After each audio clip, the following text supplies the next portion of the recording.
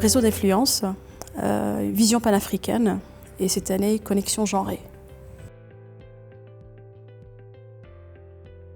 C'est un événement sélectif de rencontres qui permet de créer et surtout de faire prospérer le réseau d'influence de femmes dirigeantes africaines. Les femmes ne peuvent plus se permettre de s'absenter ou d'être exclues de ce secteur incontournable qui révolutionne l'économie et le continent africain. D'autant qu'elles ont les qualités nécessaires pour cultiver des valeurs comme le collaboratif. Elles doivent impérativement participer pleinement à la création de la société numérique. Disons que c'est un troisième stage, donc ça demande des idées, de la rigueur, de l'ambition et surtout un environnement adéquat.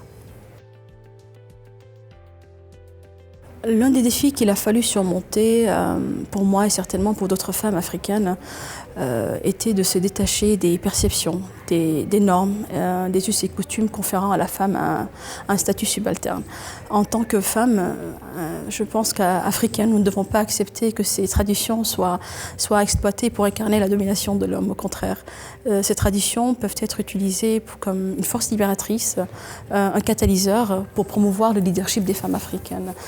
Il suffit de lire l'histoire de l'Afrique pour voir que la femme africaine a toujours excellé à chaque fois qu'elle a pu exercer ses pouvoirs de leadership. Le deuxième défi était d'apprendre à concilier la vie privée et la vie professionnelle et trouver un certain équilibre, sachant que je suis une femme, je suis mère de 2 enfants, je suis mariée, j'ai d'autres responsabilités quand même sociétales et je suis fille de 2 parents aussi, donc disons que c'est tout un phénomène qui est extrêmement important et pouvoir concilier les deux, c'est quelque chose d'extrêmement important et surtout de ne pas favoriser l'une par rapport à l'autre ou bien perdre l'une au détriment de l'autre. Le fait de prouver son mérite de leader et surtout consolider le leadership acquis pour ne pas juste être vue comme une femme manager est quelque chose aussi d'extrêmement important et ça demande beaucoup d'efforts et beaucoup de sacrifices.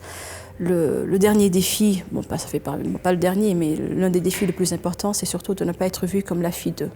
Je suis certes fille, je suis fille d'une personne assez extrêmement réputée, extrêmement connue, et j'ai essayé dès le départ de me détacher en quelque sorte, de ne pas être vue comme la fille du patron ou la fille du boss, puisque je suis à la tête d'une entreprise familiale, d'une entreprise d'un groupe, qui fait partie d'un groupe familial, mais je suis aussi la première femme banquière dans l'histoire de mon pays. Et ça n'a pas été fait du jour au lendemain. C'est quelque chose qui a été quand même mérité et ça a demandé beaucoup d'efforts, de sacrifices, de détermination, etc. À créer des collections d'un cercle particulier de femmes au niveau régional.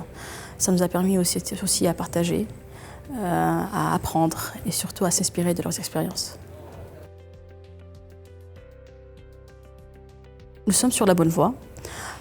Disons que maintenant le travail dépend de nous, qui sommes là aujourd'hui, nous les femmes leaders, qui sommes là aujourd'hui. Le continent africain a aujourd'hui besoin plus que jamais de femmes modèles. Et pour encourager, surtout en matière d'entrepreneurship, en matière de leadership, pour encourager ces jeunes filles et femmes à aspirer des positions de premier rang. Vous savez, au cours de ma carrière professionnelle et académique, j'ai rencontré beaucoup de jeunes filles intelligentes, talentueuses, compétentes, reculées devant des postes qui peuvent les mener à des positions de premier rang tout simplement parce qu'elles manquent de rôle modèle et parce qu'elles se sous-estiment, ce qui est extrêmement frustrant, dommage pour elles, pour leur famille, pour la société et surtout pour le continent africain.